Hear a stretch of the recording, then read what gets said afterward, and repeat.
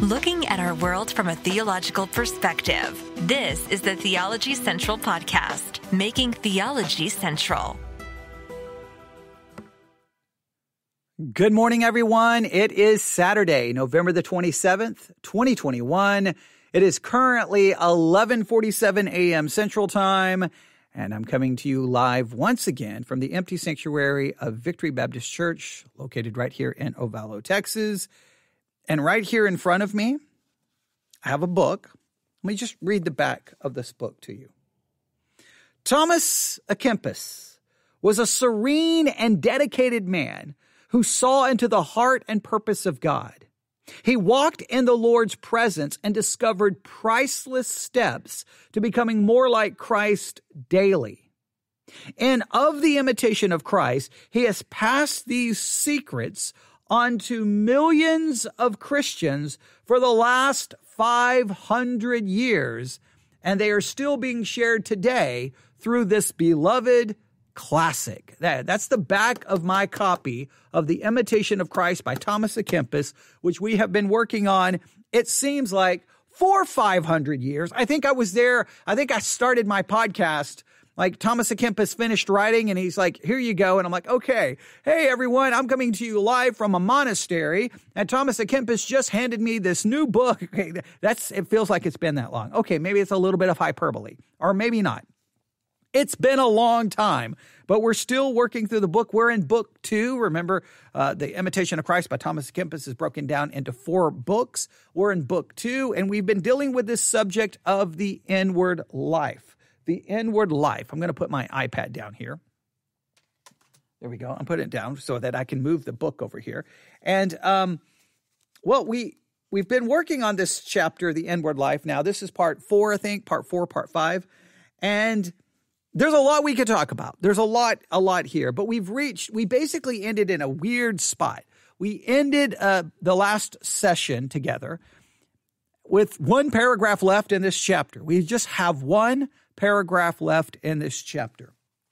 So there's a part of me that just wants to read through it quickly, throw out a few observations, and just be done and say, then we'll start part 2, or we'll start the chapter 2 possibly tomorrow or Monday or Tuesday, whenever I'm, depending on, I never know how the schedule is going to go with live broadcast or if what other things are going on. There's a lot of things going on in the world right now that we could be talking about, but so I don't know when we'll get to start chapter 2, but I feel like we could wrap up this chapter relatively easy, but I'm struggling with what to do with this last paragraph. To just make it simple, I'm struggling with what to do with this last paragraph, and you're going to see why here in a minute. Now, my copy of the book is now fallen completely apart. I'm holding parts of it. Here we go. Yes, where the joke is this book going to survive this study? Because I don't think it is. This book has been around for a long time and it's falling apart. But here we go. Here is the last paragraph. And I'm just going to read this first part, and I'm really, really struggling with what to do here. All right. So here we go. Here is the last paragraph of chapter 1 of book 2 of The Imitation of Christ by Thomas à Kempis. He's been supposedly sharing these secrets with everyone for 500 years. All right. But again, we don't have to agree with everything Thomas à Kempis has to say. And I think I may have an issue with this. You may not, I may. Let's work through it. Here we go. If it were all well with you, and you were well purified from sin, all things would fall out for your good. I'll read this again. If it were well with you, and my mind is just working a million miles a second here. If it were well with you and you were well purified from sin, all things would fall out to you for good. Now let's stop right here. This seems to be implying to me that what Thomas à Kempis is saying, hey, if you want everything to work out good for you, well, then there's a requirement. In other words, that all things work together for your good. There is a requirement. And the requirement is if it were well with you and you were well purified from sin. So if it were well with you, I don't know exactly what Thomas à Kempis may be saying there, but And it seems if you go back to maybe the previous, a man is hindered and distracted in proportion as he draws outward things to himself. In other words, if you have everything well ordered, you have everything correct, you're putting the things of God first, you're putting the things of the world in their proper place, if you go back to the previous part of this, and you've got everything well ordered and you're living the Christian life the way you're supposed to, and if you're purified from sin, then all things would fall out to you for good. All things would work together for good if you do all of these things. So it's a promise with it's a conditional promise. It's almost the way he's doing this. If you really want all things to work together for your good, then you need to have everything well with you, properly ordered, and you must purify yourself from sin. And then he goes on to say, and to your advancement and holiness. So in other words, if you want everything to work out for your good, and if you want to advance in holiness, then you need to be purified from sin, and everything needs to be basically well ordered. And I'm borrowing that from going back to the previous paragraph. And I just started thinking, and then they have in parentheses Romans 8:28. So I started thinking about Romans 8:28. And we've been in Romans 8 for a while now under the VBC podcast in our sermons. We've been working on 6 very important words found in Romans chapter 8. You probably know what those words are. In fact, I can give you those words right here. Romans chapter 8, verse 29. For whom he did foreknow, we dealt with the doctrine of foreknowledge. He did predestinate. We dealt with the idea of predestination. Moreover, whom he did predestinate, he also called. We dealt with the doctrine of calling. Then those he called, he justified. We dealt with the doctrine of justification. And those he justified, he glorified. We dealt with the doctrine of glorification. And then verse 33, who shall lay anything to the charge of God's elect? And we dealt with the doctrine of election, in which we hopefully to finish up tomorrow. So we've been looking at this section in depth here at Victory Baptist Church, right there at the pulpit up in front of me. So when I see him make a reference to Romans 8:28, I immediately, all of my sermons on this come crashing into my brain, and I'm like, okay, wait a minute. What is Thomas à Kempis trying to say here? Because I don't know if that's a correct way of understanding Romans 8:28. Let's put Romans 8:28 in its broader context, and let's try to wrap our minds around what's possibly being said here. All right, Romans 8:28. And we know that all things work together for good to them that love God, to them who are the called according to his purpose. So all things work together for good. There is, you could argue, some condition here. You've got to love God. You've got to be called according to his purpose. But that called according to his purpose is, to me, where things really get interesting. Okay, wait, what do you mean called? Well, immediately it says in verse 29, for whom he did foreknow, he also did predestinate to be conformed to the image of his Son, that he might be the firstborn among many brethren. Moreover, whom he did predestinate, he called. Whom he called, he justified. And whom he justified, he glorified. What shall we say to these things? If God be for us, who can be against us? He that spared not his own Son, but delivered him up for all of us, how shall we not with him also freely give us all things? Who shall lay anything to the charge of God's elect? It is God that justifieth. So in my mind, maybe you agree, maybe you disagree, we can know that all things work together for good for those who love God and are called according to the purpose. And the reason we can know this is to be these individuals who love God and are called according to this purpose. These individuals are the people whom he foreknew, whom he did predestinate, whom he called, whom he glorified, whom he will glorify, I should say, and who are called God's elect. All things work together for those whom God foreknows, whom he predestines, whom he calls, whom he justifies, and whom he promises to glorify. All things work together for good in regards to our salvation, and then we are described as those who love God or are called according to his purpose. Well, we are those who love God, not perfectly, but we love him because he has foreknew us, he predestinated us, he called us, he justified us, he glorified us, and we are God's elect. It's not that that we do everything right. It's that all these things have been done for us. And as a result of all these things being done for us, we love him. We are called according to his purpose. We are called according to his purpose of foreknowledge, predestination, calling, justification, election. We are called according to his purpose in salvation. All things work together for good, and all things work together for good is that all things work together for his sovereign plan in saving us. Thomas à Kempis just seems to focus that if you do this, then things will work together for good. If you do this, and it's like, no, things work together for good for what God has done for us. To me, the emphasis is on what God has done. God foreknew, God predestined, God called, God justifies, he promises to glorify, and we are called God's elect. Therefore, who can lay any charge against us? Nothing can touch us because God has done all of these things for us. So all things work together for good.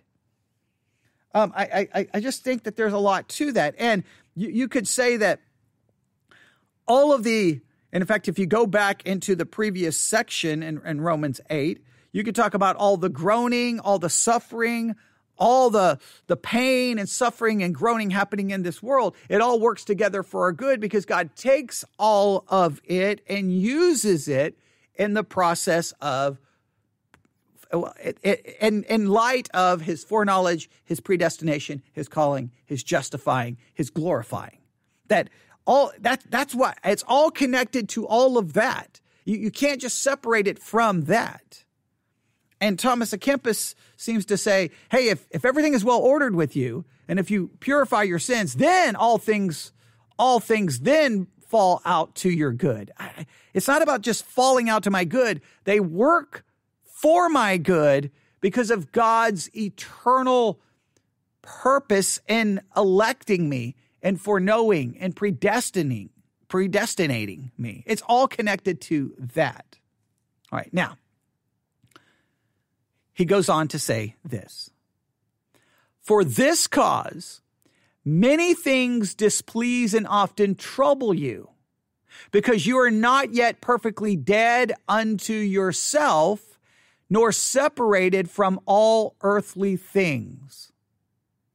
Now, I'm going to separate this from the Romans 28 consideration. I think his approach to Romans 8:28 there is questionable at best. It's got to be connected to the foreknowledge, the predestination, the calling, the justifying, the glorifying, the elect.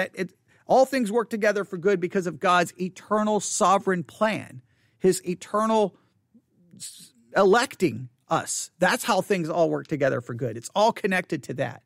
So I'm going to separate the next part from that. All right. Now, for this cause, now I know he's connecting it, but all right. For this cause, many things displease and often trouble you. Now, we'll just stop right there. We can all agree that many things trouble you, many things trouble me, and many things displease you, and many things displease me. I think we can be dogmatic about that. There are many things that displease us in life, right? Many things that displease us in life. Now, why do they trouble us? Why do they displease us? Why are we so displeased and troubled by many things? What is the reason for this? Thomas à Kempis says, because you are not yet perfectly dead unto yourself. If you do not die to yourself, you will be troubled and you will be displeased by many things. But if you die to yourself, you're not going to be troubled by many things. You're not going to be displeased by many things because you're dead. And remember, the Christian life is all about, there's a critical element to your Christian life. A critical element to discipleship is this idea of having a right understanding of ourself, which is to deny self, die to self, and turn from self. As long as self is still active, you're going to be troubled and displeased. But if you die to yourself and self is eliminated from the equation, then why would you be displeased and why would you be troubled? Because you cease to exist, in a sense. You're no longer, and now your focus is on God and pleasing him. That dying to self it's the never-ending problem. And we're not separated from all earthly things. Now, we have to understand this in the context that Thomas à Kempis is writing as a monk in a monastery. They separate from all earthly things. His understanding of that would be different than us.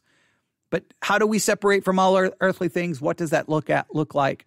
Christianity has been debating that for 2,000 years.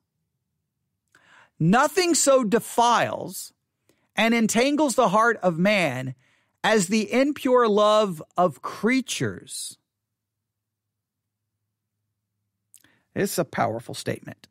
Nothing so defiles and entangles the heart of man as the impure love of creatures. Now, this kind of goes to what Jesus talked about at different times, where he says, hey, if you're going to follow me and you don't hate your mother, your father, your child, you basically, you can't be my disciple. You can't follow me correctly. You got to basically, you cannot have an impure love of creatures. You cannot have an impure love of people.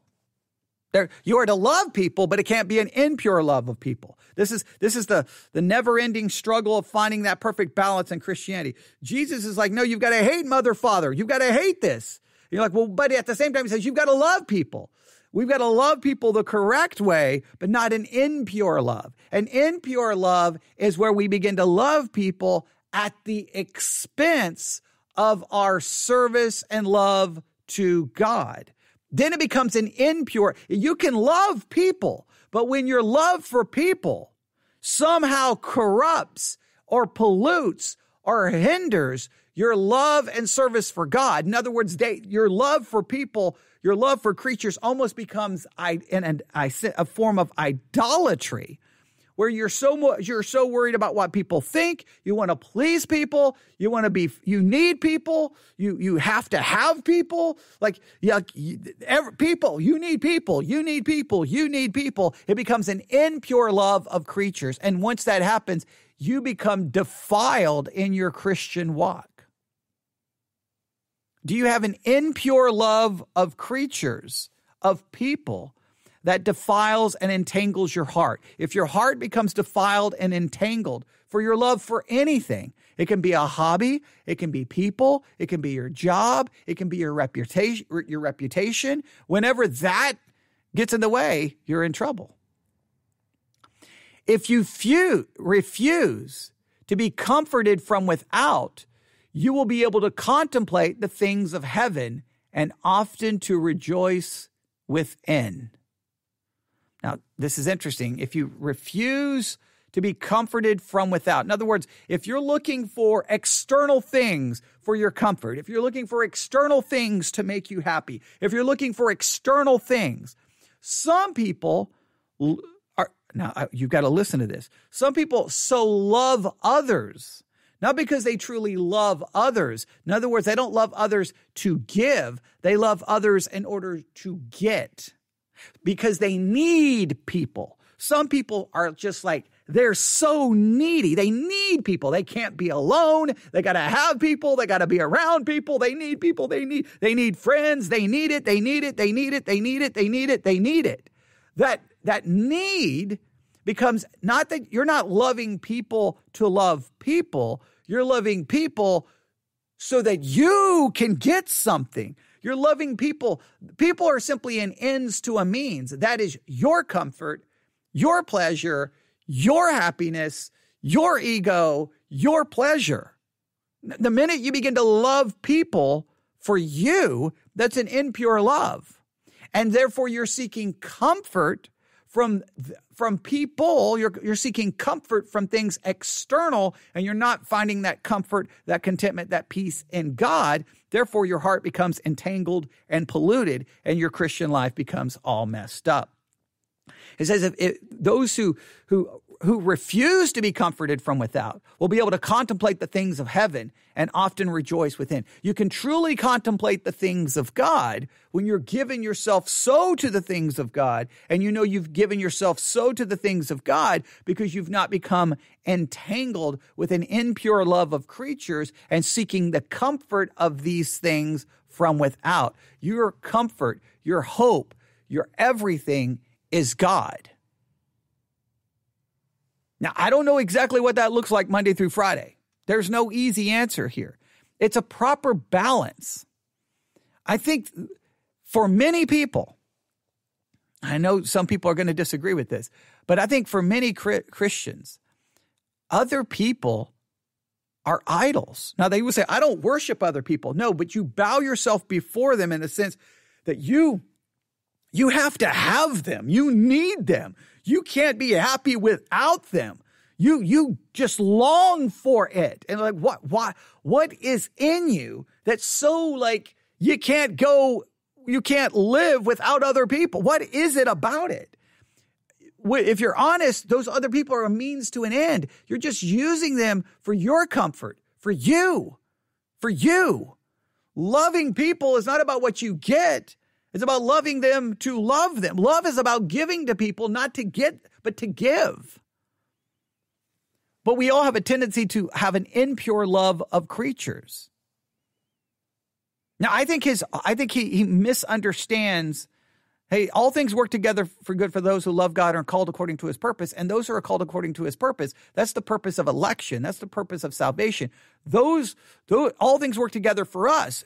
Bad things, good things, because we're a part of God's sovereign, eternal decree, providence, plan in regards to salvation. So I think he messes. I don't know what he's doing there. But the rest of this is rather profound and challenging and something for you to just give much thought to, right? So I'm going to give us 3 basic concepts here, right? Number 1, you're going to be displeased and troubled if you have not died to self. Until you die to self. Okay, now Heather is listening. It's always good to know. Does anyone have a pure love for others? No. I'm going to just straight up say no. We never have a pure love for others. Never. We never will. We're never going to come close. And the reason why, and this is not everyone agrees with me here. Well, I don't know how people can disagree here because I think this is the theological truth. Love is something that originates from inside of us. And what is inside of us is depravity. Everything that arises from within us is corrupted to some level. It's tainted in some way. It's got a little bit of poison in it. So our love, our concern, everything that comes from in us, it's tainted. It's corrupted. So we're never going to love people correctly and perfectly, but we have to acknowledge the corruption in it, but we have to struggle against the impurity that's in it. We have to fight against it. So in other words, if I love someone, I have to ask myself the question, why do I love them? Do I love them because of what I get? Do I love them for what they can give me? Now, if I do that, that's the corruption of self. That's the corruption of self is right there. If I die to self, then maybe then I can love others correctly. But I'm never going to truly be dead to self. Self constantly gets in the way. But I don't think there can never be a pure love. The pure love comes from God to us. For God so loved the world that he gave his only begotten son, that whosoever believeth in him should not perish and have everlasting life. God loves those who don't deserve anything and cannot truly give him anything. God doesn't need us. God, when people say that God created us because he needed us, that destroys the character of God. That destroys the perfection of God. God is perfect in and of himself. He doesn't need me. So the fact that he would love me, he's not loving me so what he can get. He's loving me in a giving, sacrificial way. There's the purity of love. God loves me in a pure way. I love others in a very selfish way. So we have an unhealthy love for others. So we'll work this all back out. So let's go through this, right? I just want to make sure we get these very key points from Thomas à Kempis. I don't know what in the world he's doing with Romans 8:28. That just, there's some kind of weird, well, it's his Catholicism probably getting in the way there, all right? So we'll set that aside. Now, here are the 3 things he wants us to understand, all right? That you're going to be bothered and displeased in life and troubled until you are perfectly dead. So that means we're never going to be perfectly dead, so we're always going to be bothered and troubled by things in life. We just need to see that the minute we're bothered and troubled, it's probably because we're not dead to ourselves, All right. So that's number one. Number two,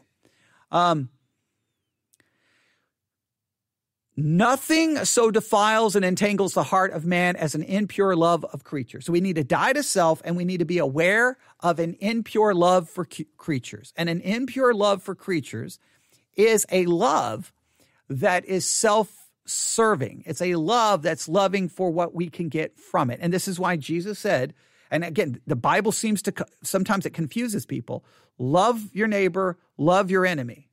But then it turns around and says, hey, Christ is like, look, you can't be my disciple unless you hate your mother, father, and how does this work? We have to love people the correct way, not an impure way. Jesus goes after the family dynamic of mother, father, brother, sister, because that's the greatest danger of us placing an impure kind of love where we either love them almost as an idol, we put them before God and it begins to corrupt our relationship with God, or sometimes even with family, we have a very tendency to love in order to get. And that is where we have to be. Look, loving your enemy, that's why that's the hardest thing to do, because you don't get anything for loving your enemy. You don't get anything back. Loving your enemy is that's the greatest example of Christian love, because you don't get anything back for loving your enemy. It's not about, well, it'll make me feel better. No, sometimes it may not make you feel better. But loving others, sometimes that are close to us, we do so with very impure motives. I love to get. This begins then to corrupt that love, and it turns it into, I see people as an ends to a means, right? Or a means to an end, I should say. I'm using them to get to this. And what do I want back? I want the comfort I get. I want the feelings that they give me. I want the security. I want whatever the feeling is that you're longing for it from them. So you're loving in order to get. That corrupts our love. And our love is always tainted. It's always tainted, but we have to be aware of this and struggle against it. We have to struggle against it. And it's never, there's no, look, that's the one thing with the Christian life. There aren't easy answers. There aren't 1, 2, 3, problem solved. I wish it was, but it isn't. It's the never-ending struggle of the reality that in me is sin, and that what arises from within me is corrupted by it. I have to identify the corruption, see the corruption, acknowledge the corruption, and then strive against it. Right? So we cannot, as Thomas à Kempis says here, we cannot have an impure love of creatures. An impure love of creatures, I would say it's when we love them in a way that basically places them before God. I'm going to make it simple. That's one form of impure love. And two, when we love them and seeing them as a means to an end. That's an impure love. All right? And if you refuse to be comforted from without, you will be able to contemplate the things of heaven. We have to die to self. We cannot have an impure love of creatures. And number three, we have to find comfort and purpose and meaning in God. Yeah, I'll just say it that way. We have to find our comfort, our meaning, our purpose, our happiness in God, not in others.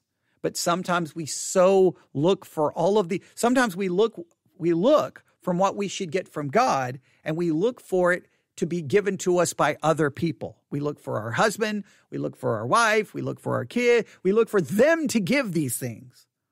And we so seek that comfort from those things that therefore we, in a sense, blind ourselves from the things of God. We can't contemplate the things of God or see the things of God because we are looking in the wrong place. We're looking in the wrong place. It's, the whole old country song, looking for love in all the wrong places, right? That's what we have a tendency to do. We have a tendency to look for comfort in the wrong places. We have to look to find it from God. God is all sufficient.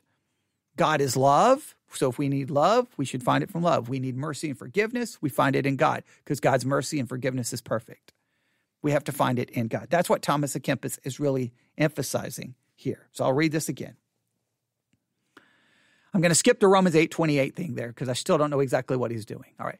For this cause, many things displease and often trouble you because you're not yet perfectly dead unto yourself, nor separated from all earthly things.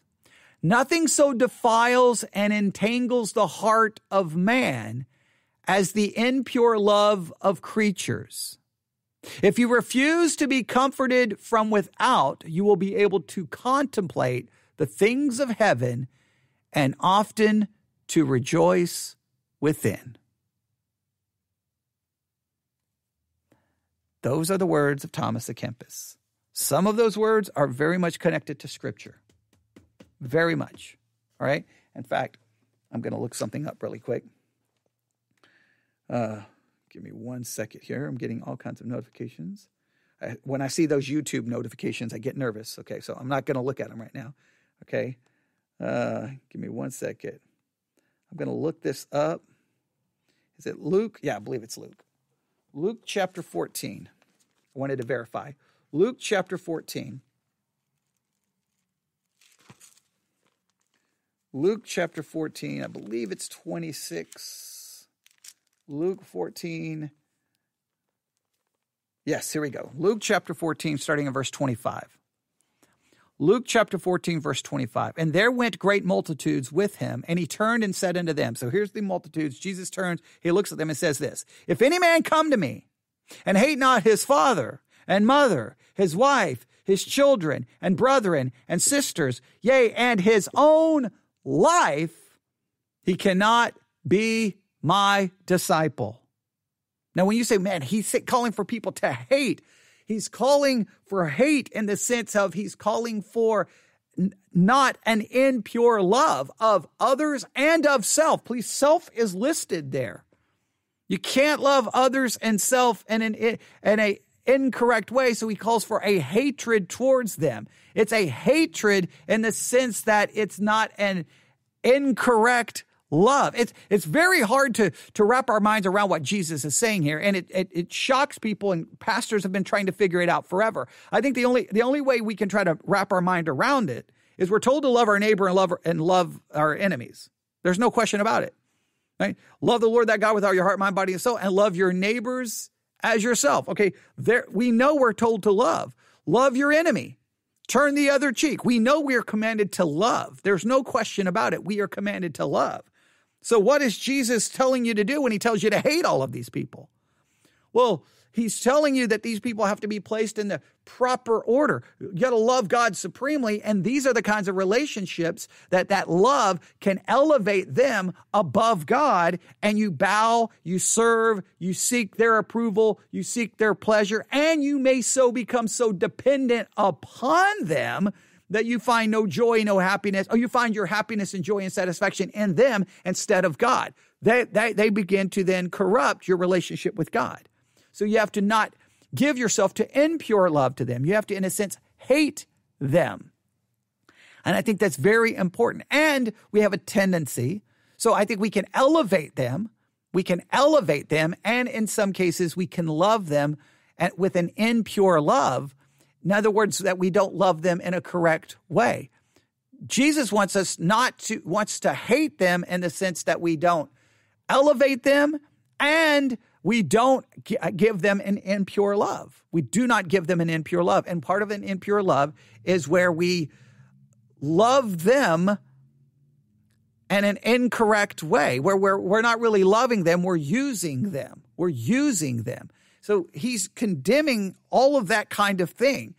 We hate them in the sense that we don't love them in an incorrect way. We put them in the proper place. Because when we love people with an impure love, what we're really doing is we are looking to them. They replace God. That's the best way to put it. They replace God.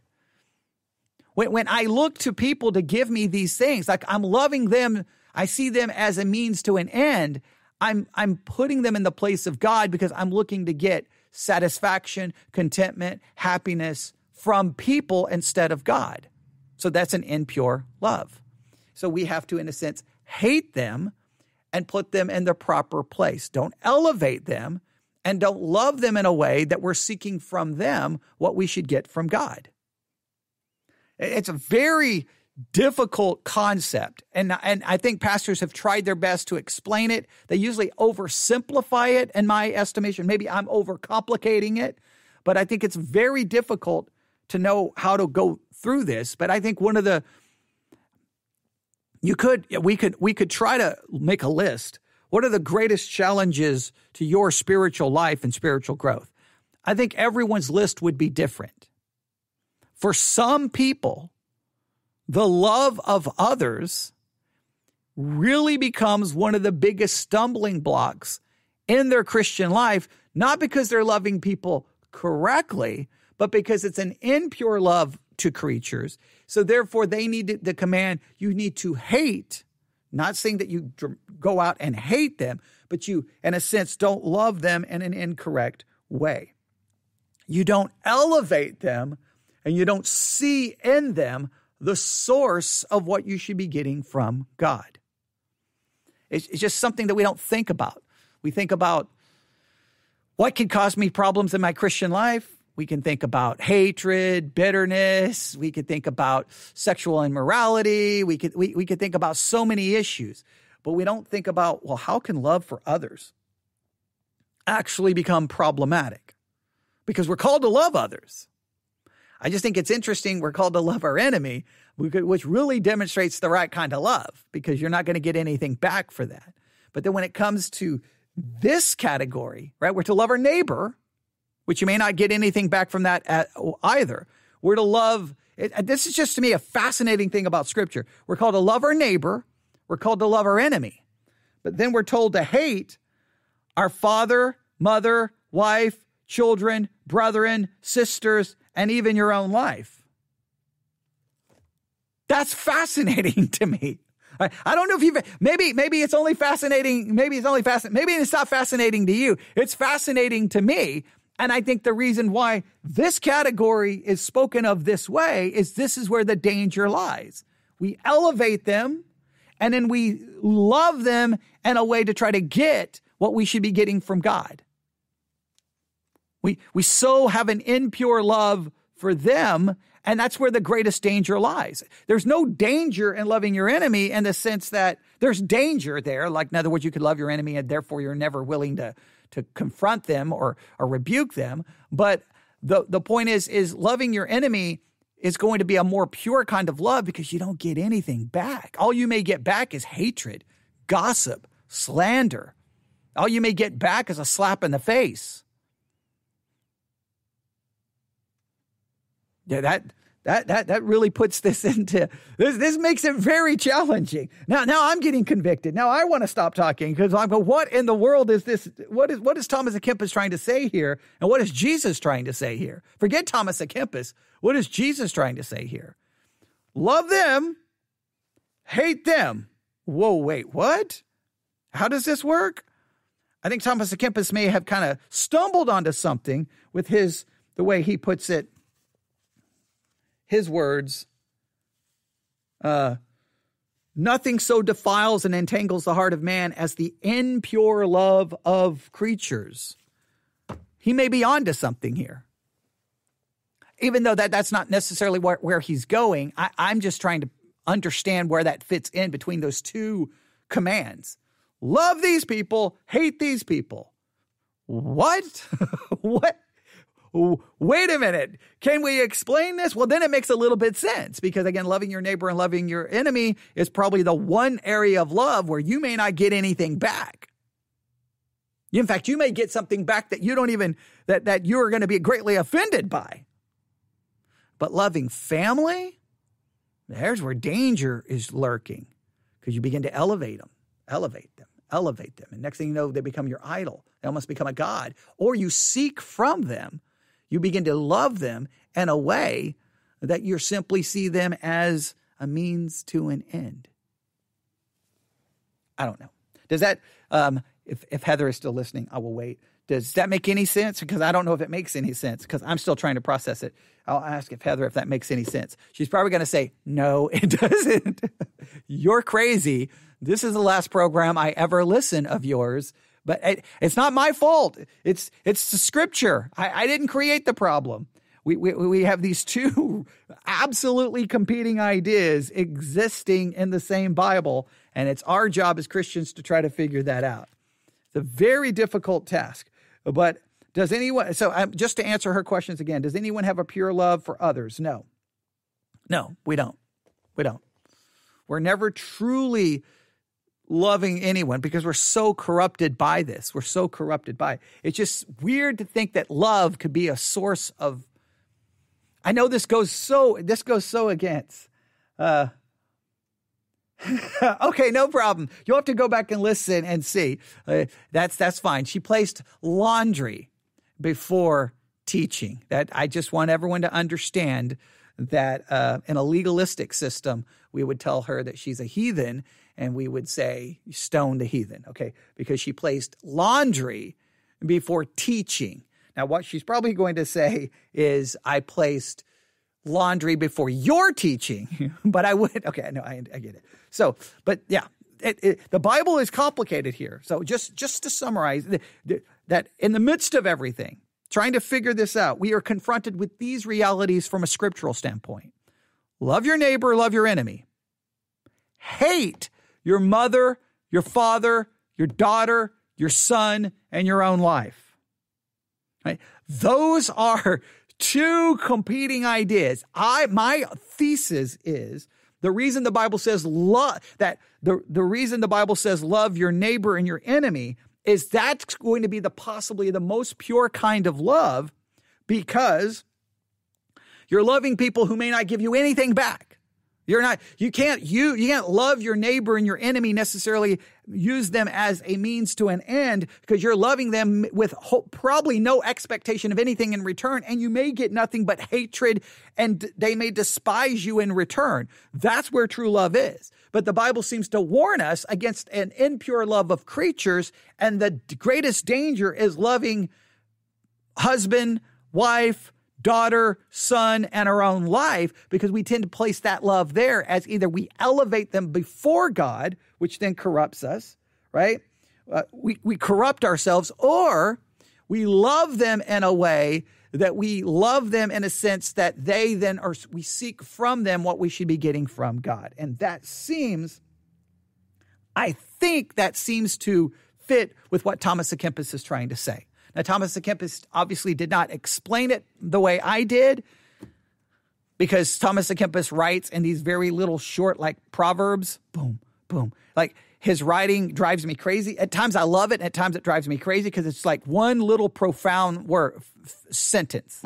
Stop, then move on to the next thing. You're like, whoa, Thomas, can you back up and spend like a couple of chapters explaining that? He doesn't. It's almost like a stream of consciousness. And it's like, oh, here's an idea. Here's an idea. Here's an idea. And it may be like 4 or 5 ideas, and you don't know if they're connected or disconnected. That's one of the cool things about the Imitation of Christ, but one of the maddening things about it as well. So then you have me come along and spend 45 minutes trying to explain it. I'll wait and see what everyone thinks about my theory. You can email me, newsif@yahoo.com. That's newsif@yahoo.com. And that finally brings us to an end of Chapter 1, Book 2, from The Imitation of Christ by Thomas à Kempis. The next chapter is, and it may become, in fact, let me look here. The next chapter is Humble Submission. Humble Submission. It may become, I don't know exactly, I don't remember exactly everything Thomas à Kempis has to say in this chapter, but this idea of humble submission may come into play. I don't know if you've been paying attention to the news, but this new variant of COVID that is in South Africa, showing up in other countries, sending everybody into absolute panic. It's why the stock market crashed yesterday. It's a troubling development. I don't know how bad the situation's going to get, but if we're getting ready to see an absolute crazy outbreak and surge, not only of COVID Delta variant, but now the new variant, and if the new variant is basically not impacted that much by the vaccines, we could be looking at a massive issue going into the winter here in the United States of America. And it's going to create, who knows, there's going to be, I don't know if they're going to go full-blown mandating the vaccine for everyone. I don't know if it's going to be lockdown. I don't know what's going to happen. I know the Biden administration is trying to say no more lockdowns, but if this is as bad as some people think it could be, not saying it will be, it's going to be, once again, another struggle with what do we submit to? What do we obey? What's our biblical command? So that next chapter may become very relevant to the times in which we find ourselves. But I definitely would tell you to keep up with everything going on with that variant, because I'm a little worried about it. I'll just be honest. I'm a little concerned. This thing is mutate. It mutated like crazy. And it went from like I kept watching, here's the initial reports about this variant. And I was like, okay. And they're like a little bit concerning. And then 72 hours later, like the World Health Organization is like, emergency meeting. And then they start lockdown. South Africa, you cannot, nobody, don't let flights in from South Africa. And you're like, wait, what just happened? It went from like nothing to panic in 72 hours. And the stock markets are crashing and everybody's like, we're in trouble. So I don't know what's going to happen. But once again, we're going to be called to handle this in a Christian way, which is going to lead to more division and strife within the church. It's going to cause more issues, maybe economically. We could be, man, I'm worried about the beginning of 2022. So we're going to have plenty of issues. So finding biblical wisdom and how to apply to these situations is important. And what we've learned today from Thomas à Kempis is we need to die to self so we will not be troubled and bothered by these things. We need to have the proper kind of love and not the wrong kind of love, all right? And, there's other things he talked about, but we'll stop there. All right, you can email me, newsif@yahoo.com, newsif@yahoo.com. My goal is one more live broadcast. That's the goal before I leave, and I may do that on Podbean. So you may want to have that ready to go because I want to get one more thing done, or I'm going to get home and then spend all day going, but I didn't do enough. I didn't do enough. And then my wife's like, you always say that. I'm like, it didn't go well. You always say that. Okay. So, but I like to leave here in the best frame of mind so then I don't sit at home spending all day thinking about what I should have done. So I'm already mad at myself for there's so many other things we should have done, but that's okay. We definitely needed to do this. So that's great. All right, everyone have a great day. I'll be on the air somewhere here shortly. God bless.